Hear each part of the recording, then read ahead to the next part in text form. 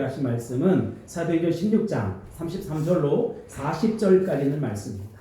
하나님의 구원 섭리, 하나님의 구원 섭리라고 하는 제목으로 하나님 말씀드리고 나갑니다. 바울 사도는 빌립보에 도착해서 두 가지 사건을 경험하게 됩니다. 첫째는 안식일에 기도처를 찾아다니다가 두아디라시에 있는 자색 옷감 장수 루디아라는 여자를 만나요. 어디서 만나느냐? 간디테스라고 하는 강에서 만나는 것이지요. 그래서 그의 집에 가서 성경을 가르치고 십자가 복음을 전해요. 그래서 그와 그 가족이 예수 믿고 세례받고 구원받은 하나님의 자녀가 된다는 것입니다. 이것은 단순히 작은 사건 같지만 대단히 의미심장한 사건이라는 것이지요. 왜냐하면 이 여인이, 이 루디아라고 하는 이 여인이 유럽의 첫 번째 그리스도인이 되었다는 것입니다. 그리고 그녀로 말미암아서 유럽 최초의 교회가 세워진 것이지요. 저기 그림에 나올 터인데 루디아가 바울 사도를 통해서 예수님을 믿음으로 유럽 최초의 기독교 공동체가 세워진 후에 바울 사도와 신라는 귀신 들려 점치는 여자를 만나게 돼요. 이 여자는 점을 쳐서 그 주인들에게 큰 이익을 주는 여자였다라고 성경은 소개하고 있습니다. 바울 사도는 그를 보자 그를 계속해서 쫓아다니면서 17절에 보면 이 사람들은 지극히 높은 하나님의 종으로 구원의 길을 너에게 전하는 자라라고 하면서 계속 쫓아다니는 거예요. 바울 사도는 이 여자가 여러 날 그렇게 하자 심히 괴로워 견딜 수가 없었어요. 그래서 그 여자에게서 귀신을 쫓아내주었다는 것입니다. 이 사건을 통해서 빌립보 성에 큰 소동이 일어났고 바울 사도는 그 점치는 여자를 데리고 있던 주인들의 고발로 말미암아서 40에 하나 감한 매를 맞고 깊은 감옥에 갇히게 되었다는 것입니다. 이 사건은 빌립보에서 일어난 사건 가운데 핵심이 되는 또 한 가지 사건으로 연결이 되는 것이지요. 즉 깊은 감옥에 갇힌 바울과 신라가 한밤중에 원망하고 불평하는 대신에 고통에 신음하는 대신에 능력 있는 기도와 능력 있는 찬양을 통해서 하나님께 영광 돌리게 되었다는 것입니다. 결과 무엇입니까? 옥토가 움직이기 시작했어요. 지진이 일어나고 옥토가 움직여지고 모든 문들이 다 열리고 모든 사람들의 메인 착고가 철커덕 벗어지는 놀라운 역사가 일어나게 되었다는 것입니다. 이것은 매우 충격적이고 기이한 사건입니다. 그때 바울 사도 일행을 지키던 간수가 이들이 도망한 줄 알고 자결을 하려고 그래요. 왜냐하면 그 당시 법률에 의하면 죄수를 놓친 자는 목숨으로 대신해야 되기 때문이었습니다. 그러나 그 칼을 빼들고 자살하려고 하는 순간 바울 사도가 나타나서 그의 자살을 막았고 그 죽음 대신에 구원의 은총이 임하게 되었다는 것입니다. 그리고 그의 온 가족도 세례를 받았어요. 이것이 바울 사도가 마게도냐의 첫 성읍 빌립보에서 겪은 두 번째 사건이라는 것입니다. 우리 지난 시간에 이 부분에 대해서 심도 깊게 생각해 봤어요. 그러나 이 말씀이 아주 귀하기 때문에 또 다른 측면에서 한번 살펴보면서 묵상하고자 합니다. 그것은 사탄이 바울 사도와 신라를 어떻게 공격해 갔는가, 그리고 사탄이 그 공격의 두 가지 대상으로 공격을 했는데 오늘 우리와 우리 교회를 어떻게 공격할 수 있는가라고 하는 것을 살펴보고자 합니다. 이 시간 우리가 첫 번째 살펴볼 메시지는 사탄은 우리를 두 가지 방법으로 공격해 온다는 것입니다. 먼저 16절 17절 말씀 합독하겠습니다. 16절 17절입니다. 시작. 우리가 기도하는 곳에 가다가 점치는 귀신 들린 여종 하나를 만나니 점으로 그 주인들에게 큰 이익을 주는 자라. 그가 바울과 우리를 따라와 소리질러 이르되 이 사람들은 지극히 높은 하나님의 종으로서 구원의 길을 너희에게 전하는 자라 하며. 아멘. 여러분, 사탄은 우리를 어떻게 공격합니까? 전도하는 바울 사도를 어떻게 공격했지요? 사탄은 첫 번째 처음부터 공격적이고 무섭게 바울 사도를 공격하지 않았다는 것입니다. 사탄은 거의 언제나 똑같은 패턴을 가지고 아주 교활한 모습으로 간교한 방법으로 우리를 공격해 온다는 것입니다. 그 중에 하나가 빛의 천사로 가장해서 우리를 속여먹는 거예요. 사도행전 5장에 보면 아나니아와 아까 그림이 나왔는데 아나니아와 삽비라 사건이 등장합니다. 헌금 사건인데요. 아나니아와 삽비라는 그 바나바가 자기의 모든 것들을 소유를 팔아서 가난한 사람들에게 나눠주라고 헌금을 하자 영향을 받아서 자신들의 재산을 팔아서 일부를 헌금을 했다는 것입니다. 그런데 그때 그들은 그 중에 얼마를 빼돌려야겠다라고 하는 마음을 갖게 돼요. 이는 사실상 하나님의 것을 빼돌리는 것입니다. 즉 사탄은 그들로 하여금 헌금을 하되 온전하게 하지 못하도록 한 것이지요. 아주 교묘하고 교활하게 죄를 짓도록 만든다는 것입니다. 근데 그 결과가 아나니아와 삽비라가 어떻게 되었느냐? 죽고 말았어요. 즉사를 했어요. 이 사건에 비추어서 결과는 대단히 충격적이고 심각했다는 것입니다. 이는 그들의 범죄가 시사하는 영적인 의미가 대단히 크기 때문에 그런 것이지요. 이처럼 사탄은 우리가 잘 알아채지 못하도록 쉽게 속고 달콤한 방법으로 유혹해 온다는 것입니다. 이런 영적인 공격이 있다는 거예요. 가끔 바울 사도를 공격하는 사탄의 전술 전력도 이와 같았다는 것입니다. 즉 귀신 들린 여자가 노골적으로 바울 사도를 공격하는 것이 아니라 오히려 그가 진리를 말하고 있는 거예요. 이것은 사람들을 혼란케 하는 것이고 사탄의 전술 전략 가운데 하나라는 것입니다. 이 귀신 들린 여자가 바울 사도를 쫓아다니면서 외칩니다. 이 사람들은 지극히 높은 하나님의 종으로 구원의 길을 너희에게 전하는 자라. 많은 말이에요? 틀리는 말이에요? 많은 말이라는 것입니다. 근데 여러분, 이 바울 사도도 듣고 싶은 말이었을 거예요. 이때 교회나 그리스도인들은 이런 유혹을 받게 된다는 것입니다. 그래, 비록 마귀랄지라도 마귀를 이용해서 전도하면 되지. 아무리 사탄의 말이랄지라도 복음 증거가 되면 되고 예수 그리스도가 나타나면 괜찮은 거 아니야? 그러나 여러분, 마치 불의한 제물로 그것으로 하나님을 섬기겠다는 얘기와 똑같은 것이지요. 성경을 읽기 위해서 초한자로 훔치는 것과 뭐가 다를 바 있느냐라고 하는 것입니다. 이 정도로 하나님 봐주겠지? 아니에요. 우리에게는 이런 실제적인 유혹이 얼마든지 있다는 것입니다. 주님의 몸된 교회도 마찬가지입니다. 2000년 기독교 역사에서 이런 시험과 유혹 때문에 주님의 피로 값주고 사신 교회가 부패하고 망하고 제 위치를 잃어버린 경우들이 종종 있었다는 것입니다. 마귀는 이처럼 이런 방법으로 우리를 공격해 온다는 것이지요. 그러므로 여기서 우리는 한 가지 명심해야 될 것이 있어요. 그것은 진리가 없는 자에게는 결국 진리가 증거되지 않는다는 것입니다. 복음이 없는 어두운 세력에게 어찌 구원의 빛이 나타날 수 있단 말입니까? 비록 그가 구원의 소리를 하고 의로운 말을 하고 진리의 말을 할지라도 그것은 능력이 되고 힘이 되고 생명이 되지 않는다는 것입니다. 바울사도는 이렇게 귀신이 따라와서 소리를 때 너무나 괴로웠다라고 성경은 기록하고 있습니다. 여러 날 시달림을 당하던 바울사도는 드디어 이제 반격을 시작하는 것이지요. 여러분, 예수님께서도 이와 비슷한 경험을 한 적이 있었어요. 마가복음 5장에 보면 그림의 날터인데 거라사에 광인이 있습니다. 거라사 지방에 광인이 미친 사람이에요. 어떤 사람에게 귀신이 들어간 것이지요. 근데 이 사람은 물에도 들어가고 불에도 들어가고 무덤에서 헤매는 자예요. 악한 귀신이 들려 있어요. 이 귀신이 예수님 보고 멀리서 뛰어와서 전하며 큰 소리로 부르짖습니다. 지극히 높으신 하나님의 아들 예수요, 지극히 높으신 하나님의 아들 예수요, 진리를 말한다는 것이지요. 그렇지만 예수님은 주저하지 아니하고 그 더러운 귀신 들린 광인에게 명령합니다. 더러운 귀신아, 그 사람에게서 나오라. 더러운 귀신아, 그 사람에게서 나오라. 강력하게 선포를 하셨어요. 그렇게 하심으로써 귀신의 증거를 더 이상 막아버렸다는 것입니다. 이 사건을 통해서 우리는 어떤 사람이 무슨 말을 하느냐보다 더 중요한 것은 그 사람이 누구냐라고 하는 것입니다. 우리는 거짓된 사람에게 달콤하게 그럴듯한 얘기를 많이 들어요. 정치적인 면에서도 그렇고 세상적인 면에서도 그렇습니다. 사탄은 얼마든지 빛의 천사로 가장해서 자기는 믿지 않으면서 입으로 술술술술 자기 마음과 같은 그 다른 얘기들을 막 꺼내는 거예요. 특별히 여러분, 저도 신학교에서 강의를 하고 이렇게 했지만 신학교에서 강의하는 교수들 가운데 그런 면들이 있어요. 사두개인들처럼 부활도 믿지 않아요. 기적도 믿지 않아요. 그러면서도 강의를 할 때 그것에 대해서 지식적으로 그럴듯하게 아주 잘 얘기하는 거예요. 그럼 여러분, 그런 말이 열매를 맺겠습니까? 아니라는 거예요. 아무리 몇 년 동안 그렇게 증거하고 거짓을 숨기고 하는 말은 참 증거가 될 수 없다. 그러므로 정말 중요한 것은 그가 무슨 말을 했느냐라고 하는 사실보다 더 중요한 것은 그가 누구냐라고 하는 것입니다. 사랑 물된 동산교회 성도 여러분, 거짓된 사람에게 진리의 말이 나올 수 없다. 어둠의 사람에게서 빛이 나올 수 없다는 사실을 기억할 수 있게 되길 바랍니다. 비록 그가 진리로 가장하고 또 진리의 말을 한다 할지라도 속지 마세요. 점쟁이나 부덩이 아무리 용한 말을 한다고 할지라도 딱 쪽집게처럼 그렇게 마칠지라도 그것은 귀신과 관련된 사람이라는 것입니다. 그러므로 그들의 말에 미혹되면 안 돼요. 귀신과 관련된 사람들이 아무리 주님의 몸된 교회를 위해서 예수 그리스도를 증거한다 할지라도 그 말을 듣지 말아야 한다는 것입니다.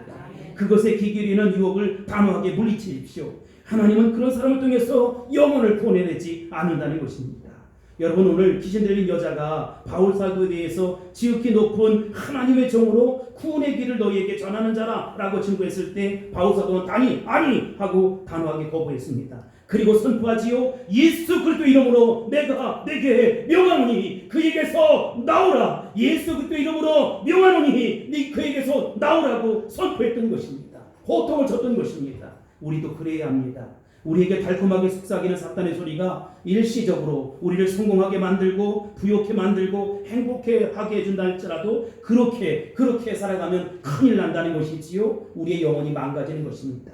그것은 우리를 죽이는 그 절망의 늪과 똑같은 것이지요. 마귀가 우리에게 무엇을 줄 때 반드시 지옥과 함께 준다는 사실 아세요? 달콤한 사탕을 주는 것 같지만 그 영혼이 망가지는 거예요. 그래서 사단의 유혹을 단호히 물리칠 수 있게 되길 바랍니다. 영적인 비밀을 알게 되길 바랍니다. 두 번째, 사탄은 첫 번째 공격이 실패하니까 드디어 본색을 드러내요. 우리를 물리적으로 이제 공격하고 압박하는 것입니다. 즉 우리가 손해보게 하고 병들게 하고 우리 가진 것들을 다 파괴하는 것이지요.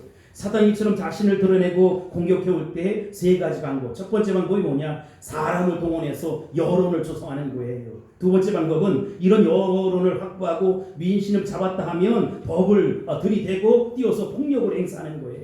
세 번째 방법은 이 권력이나 금력이나 여론의 힘을 빌려서 사람을 죽이거나 옥에 집어넣는 것이지요. 그런데 사탄은 이 모든 방법을 총동원해서 지금 바울 사도와 신라를 공격하고 있는 것입니다. 즉 귀신들의 여자의 주인들로부터 고발을 당했어요. 사람들을 선동하는 것이지요. 그리고 바울 사도의 일행을 잡았어요. 재판도 하기 전에 떡이 되도록 매를 맞는 거예요. 40에 하나 감한 매를 깊은 감옥 속에서 맞고 거기에 가두움을 당하게 되었다는 것입니다. 사단은 그런 일을 바울 사도에게만 하는 것이 아니에요. 베드로 사도에게도 그렇게 했잖아요. 예수님도 똑같은 모습을 당하는 것이지요. 예수님이 광야에서 금식하실 때 마귀는 예수님을 몇 번 유혹했지요? 3번 유혹했어요. 여러분, 그 마태복음 4장에 보면 3절, 6절, 9절 3번씩이나 이렇게 유혹을 합니다. 3절에 보면 내가 만일 하나님의 아들이거든 이 돌들로 뭐가 되게 하래요? 떡덩이 되게 하라. 두 번째, 내가 만일 하나님의 아들이거든 어떻게 해요? 뛰어내리라는 것입니다. 세 번째, 내가 내게 엎드려 경배하면 이 모든 것을 어떻게 해요? 주겠다는 것입니다. 이렇게 사람의 마음을 녹이는 아주 교활한 유혹을 이제 던졌어요. 이것이 먹혀 들어가지 않자 사탄은 제자들을 이용하게 됩니다. 누구예요? 예수님의 수제자 베드로를 이용해요. 베드로는 예수님이 죽음 당할 때 내가 앞으로 이렇게 십자가에 매달려 죽음을 당할 것이다 라고 했을 때 예수님을 붙잡고 강청합니다. 성경에는 그렇게 우리 성경에 그런 뉘앙스가 없지만 이때 예수님을 야단치는 거예요. 예수님 그러시면 안 됩니다. 주님 그러시면 안 됩니다 라고 했을 때 우리 예수님이 베드로에게 어떻게 합니까? 사단아 내 뒤로 물러가라 라고 선포를 하셨어요. 교활하게 예수님의 십자가를 방해했던 사탄은 그것으로 안 되니까 사람들을 선동해요. 어떤 사람을 선동합니까? 제사장들, 대제장들, 바리새인들, 서기관들, 사두개인들 할 것도 없이 예수님에게 피해를 본 것이 하나도 없는 무리들을 전부 다 선동해서 예수님을 죽이라는 것입니다. 그 바라바 같은 강도를 그 사람을 내놓고 예수님을 죽이라는 것입니다. 빌라도의 재판도 먹혀들질 않아요. 정의도 법도 먹혀들질 않아요. 결국 불법 재판을 해서 예수님은 십자가에 매달아 죽임을 당할 수밖에 없었다는 것입니다. 여러분, 이런 충격적인 모습은 오늘도 똑같은 패턴으로 우리에게 나타날 수 있어요. 우리를 여론을 조성해서 공격하기도 하고 사람을 선동하기도 하고 충격적인 요법을 쓰는 사람들도 얼마든지 있다. 그런데 여러분, 그건 하나님의 방법이 아니라는 것입니다. 어둠의 세력들이 우리를 좀먹고 있는 것입니다. 근데 재미있는 것은 사탄이 이렇게까지 하면서 자기가 승리했다, 일시적인 승리했다 해서 에라디아 하면서 쾌지나 칭칭나네하며 노래를 부르는 거예요. 사실은 말이지요, 자기 죽음, 자기 무덤을 파고 있는지를 모르는 것이지요. 사단이 아무리 핍박하고 감옥에 집어넣어도 경건한 그리스도인들은 죽지 않는다는 것입니다. 이상하게 그러면 그럴수록 우리 그리스도인들은 살아나는 것이지요. 심령이 살아나는 것입니다. 영혼이 살아나는 것입니다. 더 힘이 나고 더 활발해지는 것입니다. 진리라는 것은 고난과 역경 속에서 더 힘을 내고 더 힘을 발휘하기 때문이라는 것입니다. 어려워지면 힘이 생깁니다. 감옥에 집어쳐 넣어도 성령의 뜨거운 역사가 일어나는 것입니다. 할렐루야. 사랑하는 성도 여러분, 마귀는 처음부터 우리를 공격하지 않는다. 처음에는 미끼를 던진다. 우리의 육체적 정욕, 먹고 사는 문제, 기타 등등의 미끼를 던진다. 명예욕을 자극해서 자기 말만 들으면 다 될 것 같이, 다 성공할 것 같이 한다. 여러분, 부자가 돼주겠다고 하는 미끼를 던진다. 여러분, 이런 미끼에 속아 넘지 않게 되기를 바랍니다. 우리가 두 번째 살펴볼 메시지는 강력한 무기는 그러면 뭐냐? 기도와 감사와 찬양이라는 것입니다. 바울과 실라가 사탄에게 물리적인 공격을 받았을 때 어떻게 했습니까? 감옥에 갇히는 신세가 되었어요. 그것에 대한 대처 방법이 무엇입니까? 그들은 오직 정말로 기도하고 찬양하는 일이었어요. 그들은 그렇게 매가 떡이 되도록 맞았는데도 불구하고 원망하고 불평하지 않았다는 것이지요. 오히려 하나님 앞에 기도하며 도움을 요청하며 찬양했다는 것입니다. 그렇습니다. 이 세상에서 가장 강력한 무기는 돈이나 군사적인 힘이나 정치력이 아니다. 하나님 앞에 엎드려져 기도하고 감사하고 찬양하는 것이라는 것입니다. 우리가 어떤 상황 속에서도, 어떤 고난 속에서도 기도하고 감사하고 하나님께 찬양하면 옥문이 열리게 돼 있다는 것입니다. 지진이 일어나게 돼 있다는 것입니다. 옥토가 흔들리는 것이고 옥문이 철커덕 열리는 것이지요. 자고 있던 착고가 풀어지는 놀라운 기적의 역사가 우리 삶 가운데도 나타날 수 있게 되기를 예수님으로 축복합니다. 축원합니다. 바울 사도와 실라가 옥중에서도 계속 기도했다고 그래요. 근데 계속 기도했다는 것이 뭘까 하고 제가 영어 성경 몇 권의 번역 성경을 보니까 그들이 기도하고 찬양했다는 건데 거기에 현재 진행형이 붙여졌어. 시제가 현재 진행형이에요. 무슨 얘기냐? 그들이 그렇게 매가 떡이 되도록 맞고 깊은 감옥에서 정말로 초죽음이 되어서 금방 기절했다가 일어났음에도 불구하고 그들은 실망한 것이 아니라 계속 기도하고 계속 찬양했다는 것입니다.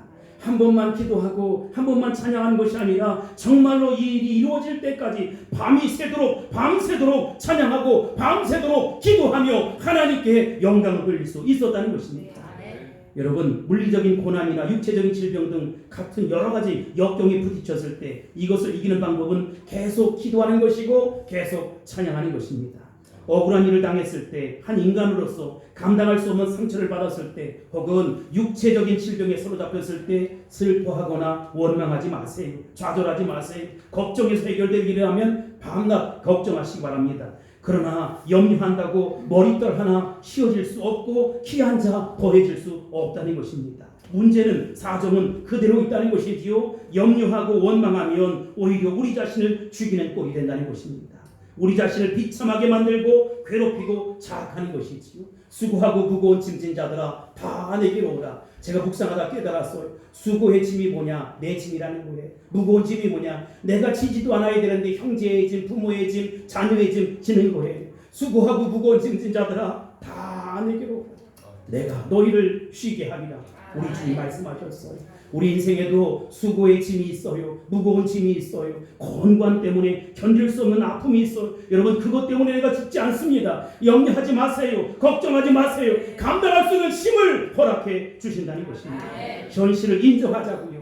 배고프면 배고픈 현실, 가난하면 가난한 현실, 병들었으면 병드는 현실을 인정하고 곧바로 그것을 위해서 하나님 앞에 감사하며 찬양하며 기도할 수 있게 되길 바랍니다. 기도하면 하나님께서 역사해 주십니다. 기도하면 문제가 물러갑니다. 기도하면 문제가 사라집니다. 기도하면 병마가 떠나갑니다. 할렐루야. 이 같은 역사 있기를 주의로 축복합니다. 반대로 누군가를 사랑하면 그 사랑이 상대방에게 가기 전에 나를 먼저 복되게 해요. 야, 그 사람이 나를 이렇게 힘들게 해. 그 사람이 나를 이렇게 지치게 만들어. 여러분, 위해서 기도하는 거예요.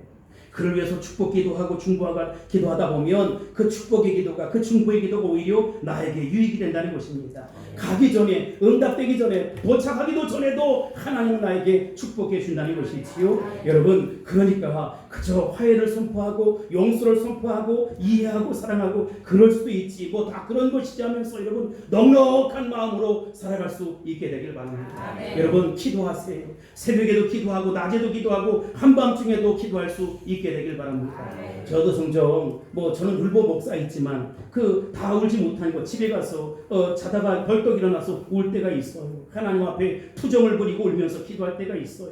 그러다가 아침을 맞이하는 것이지요. 벌써 새벽이 되었네. 근데 여러분, 그렇게 기도하다 보면 내면 세계가 건강해져요. 그리고 얼마나 좋은지 알 수가 없어요. 여러분, 하나님한테 구할 수 있게 되길 바랍니다. 하나님께 매달릴 수 있게 되길 바랍니다. 그분에게 기도하고 그분에게 찬송하고 그분에게 영광 돌리면 무슨 일이 일어납니까? 기적이 일어나게 되어 있다는 것입니다. 이거보다 더 좋은 무기는 없다는 것이지요. 기도에는 엄청난 힘이 있다는 것입니다. 기적을 산출할 만한, 기적을 일으킬 만한 힘이 기도에 있다는 것입니다. 우리가 살펴볼 세 번째 메시지는 고난 뒤에 있는 하나님의 구원 섭리라는 것입니다. 자, 이제 바울사도와 실라에게 놀라운 일이 한 가지 벌어졌어요. 그것은 한 영혼이 구원받는 것이지요. 이렇듯 모든 그리스도인들이 만나는 사건의 배후에는 그것이 억울한 사건이든 아니면 내가 감당하기 힘든 사건이든 아니면 어떤 사건이든 중요한 것은 하나님의 구원의 섭리가 흐르고 있다는 것입니다. 누군가 한 사람을 구원하기 위해서 하나님이 그 일을 작정하고 만드신 거예요. 누군가를 구원해내기 위해서 나에게 그런 어려움을 당하게 만드신 거예요. 만약에 우리가 만나는 사건, 특히 우리를 어렵게 하는 사건 속에서 하나님의 구원의 섭리가 가면 그보다 무의미한 것이 어디 있겠어요. 그러나 여러분 안심하시기 바랍니다. 우리가 겪고 있는 고난은 누군가를 구원해내기 위한 하나님의 섭리다. 하나님의 계획이 담겨져 있다는 것입니다. 여러분이 죽게 되었어도 그 죽음을 통해서 다른 사람이 구원을 받을 수 있는 것처럼 여러분이 희생을 당해도 그렇게 함으로 인해서 다른 영혼이 구원받을 수 있다는 것입니다. 한 사람이 구원받기 위해서 예수님이 십자가에 처절하게 매달려 돌아가셨어요. 당신의 살을 찢으시고 피를 다 쏟으셔서 인류 구원의 역사를 이루셨다는 것입니다. 때로는 한 사람의 구원을 위해서라면 이것은 너무 큰 대가다라고 이야기할 수 있는 사람이 있을지 모르겠어요. 그러나 여러분, 영혼을 구원하는 일에 있어서 너무 큰 대가는 없는 것이지. 천하보다 더 귀한 영혼이 바로 여러분 당신이라는 것입니다. 여러분, 세상에서는 보잘것없고 돈 없고 힘 없고 바보 같고 등신같을지라도 그 영혼의 구원은 천하보다 더 존귀한 일이라는 것입니다. 여러분을 구원하시기 위해서 많은 사건들이 이루어졌고 하나님 아버지 마음은 여러분들에게 집중되어 있다는 것입니다. 상처받은 나, 슬픈 나, 실패한 나, 고독한 나, 괴로운 나, 울부짖고 싶은 나, 보잘것없는 나, 돈도 없고 백도 없고 집도 없고 아무것도 없는 바보 같은 나를 구원하시기 위해서 누군가를 세우신다는 것입니다. 여러분 기억하세요. 한 사람에게 전해지는 구원은 결국 그 한 사람에게 머무르지 않는다. 끝나지 않는다. 예수님이 승천하기 전에 몇 명의 제자들을 양육했습니까? 12명의 제자를 양육했어요. 근데 12명이 나중에 어떻게 됩니까? 물론 70명의 전도대가 있었고 500여 개 형제들이 있었지만 120명이 그렇게 기도하는 무리가 생겼어요. 120명이 기도하니까 3,000명이 되었고 3,000명이 기도하니까 5,000명이 되었고 5,000명이 기도하니까 수를 헤아릴 수 없는 많은 무리가 되었다는 것입니다. 그렇게 전해져서 이 동양 끝에 사는 황병문에게 이 십자가의 복음이 온 것이지요. 1,000년 동안 이 구원의 역사는 단 한 번도 쉰 적이 없고 단 한 번도 정지된 적이 없다는 것입니다. 하나님의 구원은 2000년 동안 단 한 번도 쉰 적이 없어요. 지금도 쉬지 않고 우리 물된 동산교회를 통해서 계속해서 하나님의 역사가 일어나게 될 것입니다. 저와 여러분의 생애를 통해서 나타나게 될 것입니다. 과거를 묻지 마세요. 과거에 대해서 이야기하는 거 별로 좋지 않아요. 마귀가 역사할 틈을 주는 거예요. 예수 이름 물러갈지어다 사라질지어다 하면서 오늘부터라도 믿음으로 오늘부터라도 찬송하며 오늘부터라도 기도하며 승리하는 저와 여러분이 될 수 있기를 주의 이름으로 축원합니다. 축복합니다. 잘한 것 하늘에 상급이 더해져. 잘한 것 하나님 함께 선을 이루시고 축복해 주실 거예요. 그러니까 여러분 그때까지 최우승이 얻을 때까지 참고 기다릴 수 있게 되길 바랍니다. 한 사람에게 들어간 구원은 또 다른 결과가 나왔어요. 그게 뭡니까? 종과 주인의 관계가 형제의 관계로 바뀌어지게 되었다. 이게 바로 구원의 역사라는 것이지요. 바울 사도는 죄수입니다. 간수는 여러분 이게 주인 역할을 하는 사람 아닙니까? 근데 상하 관계가 믿음 안에 들어가니까 믿음의 한 형제 자매가 되었다는 것입니다. 33절 34절입니다. 시작. 그 밤 그 시각에 간수가 그들을 데려다가 그 맞은 자리를 씻어주고 자기와 그 온 가족이 다 세례를 받은 후 그들을 데리고 자기 집에 올라가서 음식을 차려주고 그와 온 집안이 하나님을 믿음으로 크게 기뻐하니라. 아멘. 여러분 이것은 한편의 영화라고 생각하고 마음의 상상의 나래를 펴보시기 바랍니다. 공자와 맹자가 그렇게 할 수 있나요? 세상에 어떤 철학과 사상이 그렇게 할 수 있나요? 복음만이 유일하게 일을 할 수 있다는 것입니다. 간수는 죄수의 매맞은 자리를 씻어주었어요. 그때 그 간수의 얼굴 표정과 눈이 마주치는 것이지요. 죄수였던 바울 사도는 간수에게 지금 예수의 보혈의 능력으로 세례를 베풉니다. 아마 두 사람 눈에는 감격의 눈물이 흘렀을 거예요. 이 두 사람은 만난 지 몇 시간이 되지 않았지만 그러나 주님은 그들을 서로 사랑하는 한 형제 자매가 되게 하셨다는 것입니다. 주님이 이와 같은 관계를 우리에게 허락해 주셨어요. 사실 예수님이 아니면 우리와 저와 여러분이 무슨 상관이 있습니까? 그러나 우리는 주님 안에서 서로 만나고 아끼고 존경하고 사랑하고 그리워하는 관계가 되었다는 것입니다. 이것은 집안의 형제와 달라요. 아버지 어머니 피를 나는 형제와 다르다는 것이지요. 우리는 예수 보혈의 피를 나는 형제요 자매라는 것입니다. 그래서 저는 장모님도 권사님도 우리 안수 집사님도 우리 집사님들도 안 보면 보고 싶어요. 그렇다고 남자가 말이죠. 사나이가 계속 전화붙잡고 있을 수도 없고 얼마나 아끼고 존경하고 사랑하고 그리워하는 관계가 되었는지 몰라요. 바울 사도와 간수는 또 무엇을 했습니까? 함께 밥을 먹는 것이지요. 어찌 죄수와 간수 사이에 그런 일이 있을 수 있단 말입니까? 복음이 가능하게 만들었던 것이지. 여기 남과 북의 만남의 원리가 있는 것입니다. 여와 야가 처음에게 싸우지만 여기에 원리가 있는 것입니다. 가난한 자와 부한 자가 만날 수 있는 원리가 여기에 있는 것이지요. 배운 자와 못 배운 자가 만날 수 있는 원리가 여기에 있는 것입니다. 그래서 주님의 몸된 교회는 얼마든지 하나가 될 수 있는 것이지요. 교회는 별의별 사람이 다 있습니다. 배운 사람, 못 배운 사람, 가난한 사람, 부자, 성질이 더러운 사람, 착한 사람 다 모여 있어요. 그러나 여러분 십자가 복음 안에서 우리는 하나라는 것입니다. 예수 보혈의 능력으로 말미암아 우리는 하나가 되었어요. 우리는 이제 이 땅에 살다가 천국 가겠지만 여러분 이 땅에 그 천국의 이 지점 이곳에서 천국을 누리며 하나님 나라를 꿈꾸며 하나님 나라 선교 완성을 이뤄가야 한다는 것입니다. 지금 이 자리에 있는 우리 모두가 다 천국에서 만나겠지요. 여기 우리 물된동산 교회도 천국이지만 우리 주님 계신 곳 그곳에도 우리에게 베풀어질 상을 기대할 수 있게 되길 바랍니다. 그 잔치를 여러분 상상해 보세요. 천군 천사가 그룹들과 함께 하나님 보좌에 계시는 그 우리 하나님 영광스러운 모든 성도들과 함께 춤추며 노래하며 찬양할 그 잔치를 상상해 보시기 바랍니다. 참으로 감격스럽지 않습니까? 저는 여러분과 함께 이 놀라운 일들을 경험하고 싶습니다. 저는 여러분과 함께 이 놀라운 일들을 체험하고 싶습니다. 우리 지으승이 얻을 때까지 함께 기도하고 서로 사랑하며 서로를 아름답게 세우며 하나님 나라 선교 완성 이뤄갈 수 있게 되기를 주의 이름으로 축복합니다. 축원합니다. 선포합니다. 할렐루야.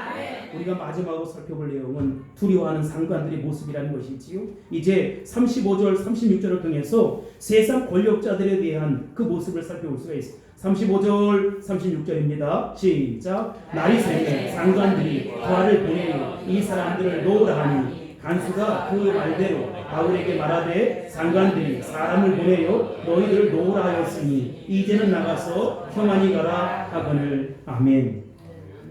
바울 사도와 실라를 내맞게 하고 감옥에 집에 넣게 했던 자유들이 간밤에 이 옥문이 빌립보 감옥이 지진이 일어나서 흔들리고 창고가 다 풀어지고 옥문이 열렸다라고 하는 소식을 저번에 듣게 돼요. 그랬더니 급하게 사람을 보내서 저 바울 사도가 보통 사람이 아니니까 내놓으라는 것입니다.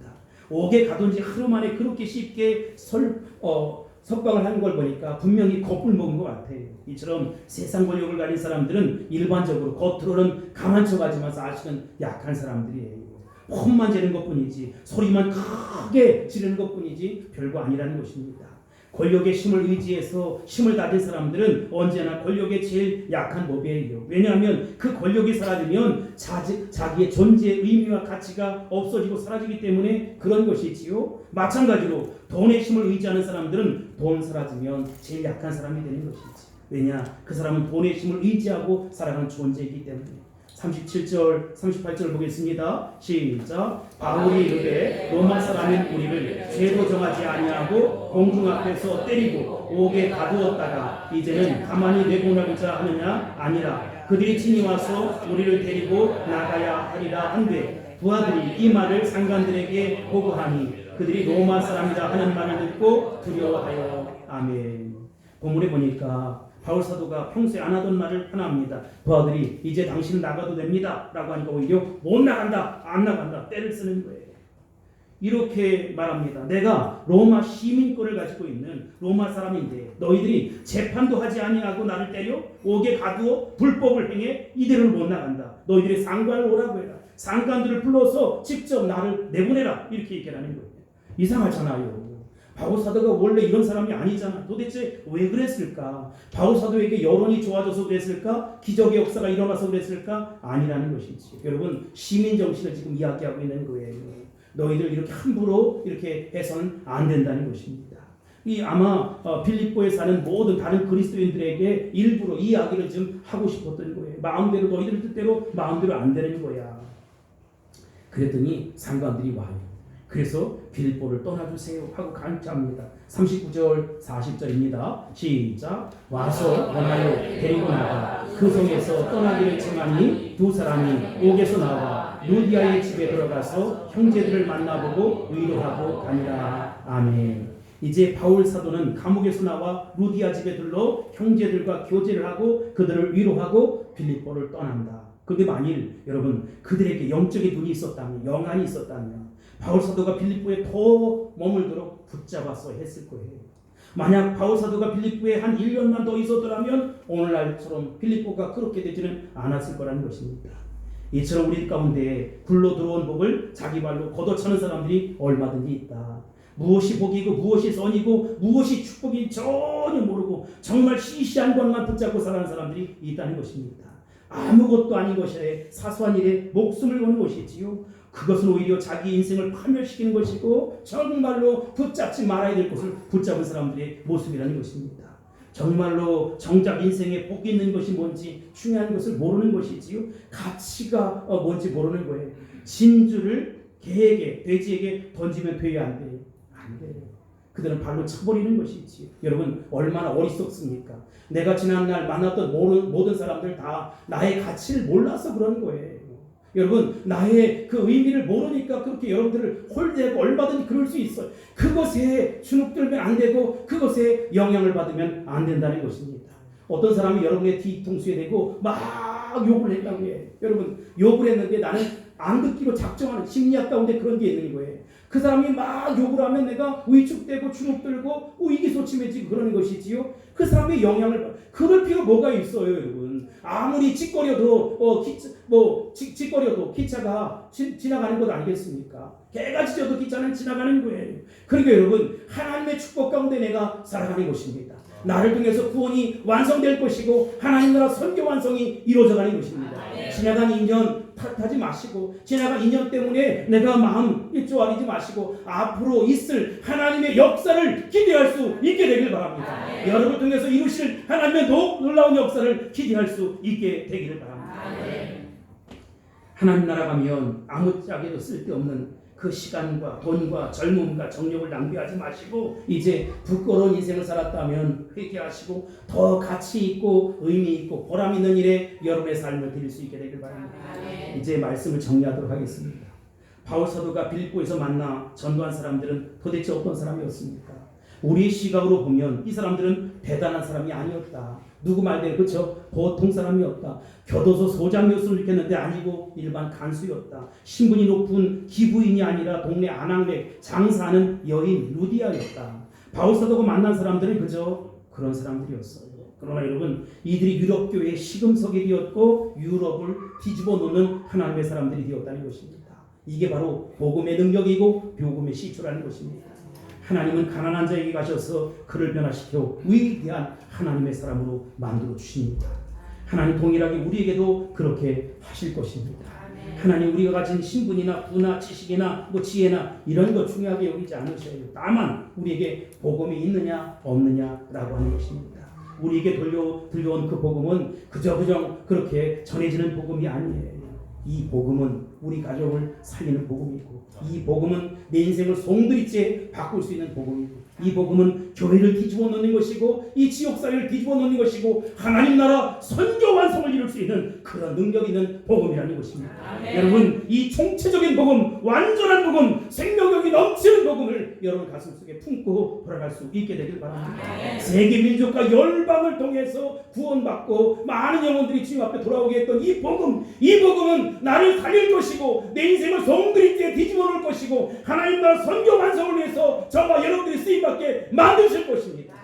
나의 집안에 한 평짜리밖에 안 되는 그 집안에서 내가 살지라도 여러분 우리 마음을 여셔야 한다는 것이지요. 힘으로 세계에 복음화를 할 것이 아니라 정말로 복음으로 세계에 복음화할 수 있어야 된다는 것입니다. 나는 한치의 땅에서 살아가지만 하나님 나를 사용하여 주옵소서. 내 가정을 뒤집어 주옵소서. 이 지역을 뒤집어 주옵소서. 하나님 우리를 통해서 그와 놀라운 역사가 일어나게 도와주옵소서라고 기도할 수 있게 되길 바랍니다. 기도에는 힘이 있어요. 기도는 기적을 일으킬 수 있는 능력이 있다는 것입니다. 이제 말씀을 정리하겠습니다. 사랑하는 성도 여러분, 우리가 만나는 모든 상황과 형편 속에서 우리가 당하는 모든 고통과 아픔 속에서도 구원의 섭리가 이루어지고 있다는 것입니다. 꿈틀꿈틀 여러분 통해서 누구에게 복음의 역사 또 이 복음의 그 증거가 이루어질지 알 수 없지만 여러분을 살리고 그를 살리게 될 거예요. 그러니까 그것 때문에 왜 나만 받는 고난이냐, 왜 나만 받는 아픔이냐고 울지 마시고 하나님 앞에 울면서 믿음으로 나아갈 수 있게 되길 바랍니다. 여러분의 가정이 완전히 뒤집어지게 될 것입니다. 우리 교회에 놀라운 폭발적인 성장이 일어나게 될 것입니다. 대한민국이 새로워질 것입니다. 그와 같은 역사가 일어날지어다, 드러날지어다, 나타날지어다. 할렐루야. 기도하겠습니다. 고마우신 아버지 하나님 감사합니다. 사랑하는 성도들과 함께 이 복음, 십자가의 복음, 완전한 복음, 생명력이 넘치는 복음을 나눌 수 있게 하시니 감사합니다. 복음이 우리 사랑하는 장로님, 권사님, 안수집사님, 집사님, 성도님 모두의 마음을 사로잡아 주셔서 완전히 변화되어 하나님의 축복을 끌어오는 놀라운 성도들이 다 될 수 있도록 축복하여 주옵소서. 두 손으로 쌍손으로 하나님의 축복이 있을지어다, 있을지어다. 예수님의 이름으로 간절히 기도합니다. 아멘.